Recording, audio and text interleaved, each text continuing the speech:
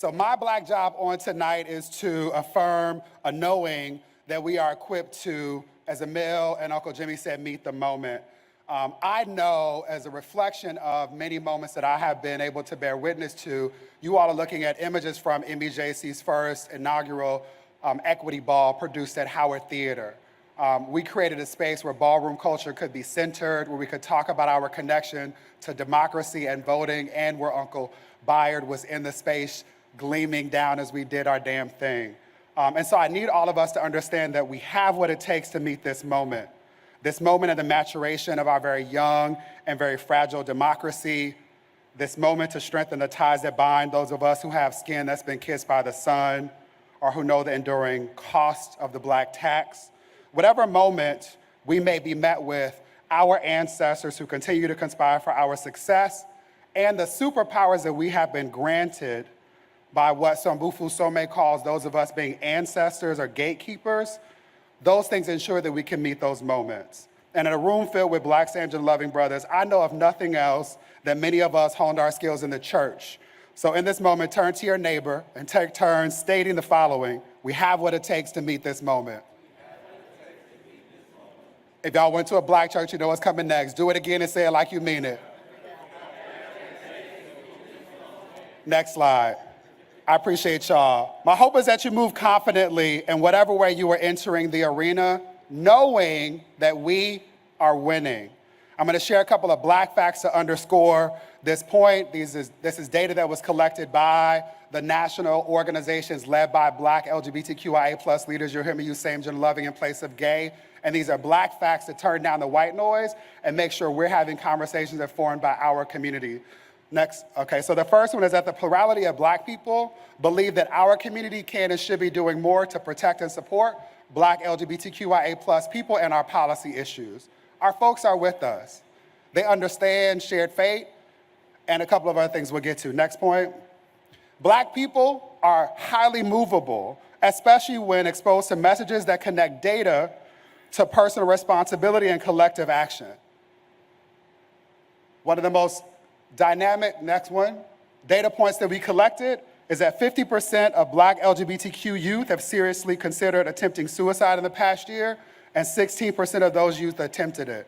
This is the kind of data that allows people who start by saying, I don't really think I'm an active accomplice, it's fine, they can live their life, to understanding the importance of doing more. Next slide. Now, as we think about these facts, you gotta keep going till we get to the next one. I want us to understand that while we are winning, we cannot get to freedom alone. Again, while we are winning, we cannot get to freedom alone. So let's honor the lessons of Fannie Lou Hamer, who taught us that none of us are free unless and until all of us are free. 82% of Black people have some proximity to gay, lesbian, bisexual, or queer people. Count the letters with me. 42% of Black people have some proximity to trans or gender expansive people. You hear me use gender expansive in the place of non-binary or non-conforming because those things affirm the very binary we're trying to get away from. This is also the same average as Americans generally without respect for race. The last point should piss everybody off though. 40% of Black people have a family member who identifies as trans. There's an edit on the slide, I just noticed that now, but that should be trans. So while they moved the velvet rope to allow us to bring our gay Black asses into the club, they're saying that we can't come in with the rest of our siblings. This is again why I say that we should remember that we cannot get to freedom alone. Next slide.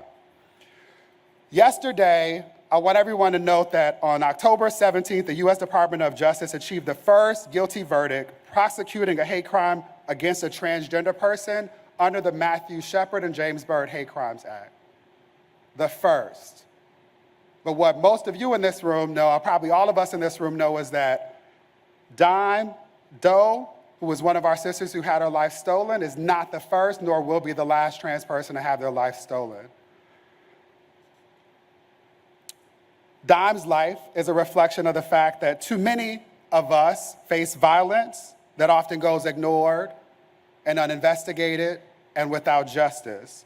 My prayer is that we, while we meet the moment, find ways to address these enduring problems together. And as we do so, let's meet this moment by believing that we are enough. Just as we are.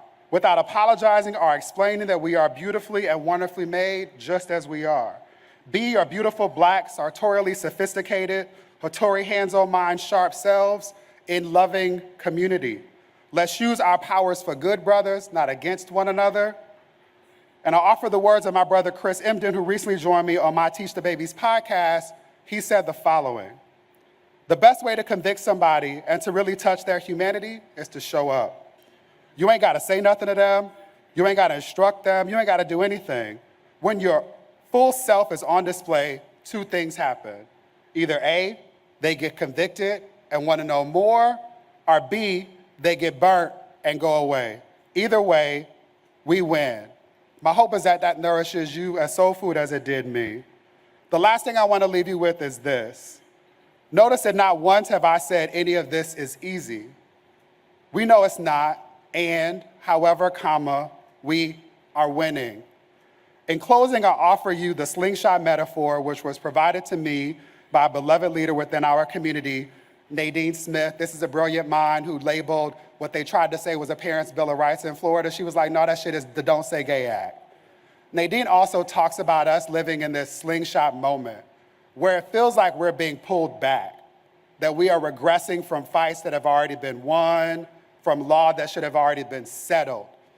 And it feels shitty, especially for those of us who are in the arena. That's the technical term. That's what the doctorate says, shitty. But what she says is that much like a slingshot, by either force or sheer inertia, we will be released. And when we are released, we will be further from where we started in this moment with these white supremacists who are doing all they can to signal to us that we are winning. My prayer is that you all know that, in spite of the messages that we receive every day, and that you take advantage of opportunities like this to turn down the white noise and be affirmed with the things that you already know deep in your soul. Know that we are winning, and we will do so in community and in love. Let's meet this moment and any moment that might challenge us. Thank y'all.